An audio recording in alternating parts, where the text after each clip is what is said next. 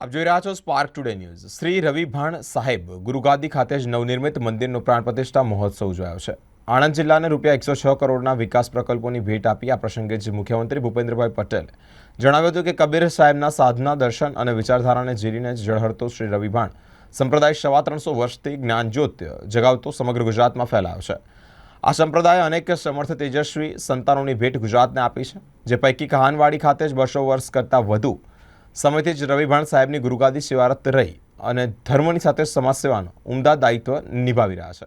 માનનીય મુખ્યમંત્રીશ્રીને મેં આ સરકારના એક વરિષ્ઠ અધિકારીના નાતે વર્ષોના માટે વિનંતી કરીને તેઓ પધાર્યા છે।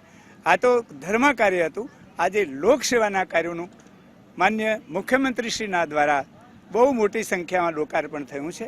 એ પણ અમારે માટે આનંદની વાત છે। રાજ હો, ધર્મ હો, લોક હો, બધા સાથે મળીને કામ કરીએ, એનો એક દિવસ ઉજળો હોય છે, એનો સમય પણ ઉજળો હોય છે। આપણે અને આપ સૌ પધાર્યા, આપના થકી અમારી વાત કરતાં અમારી સેવા છેક સુધી પહોંચે, અમને પ્રેરણા મળતી રહે, એ માટે આપ સર્વનો આભાર।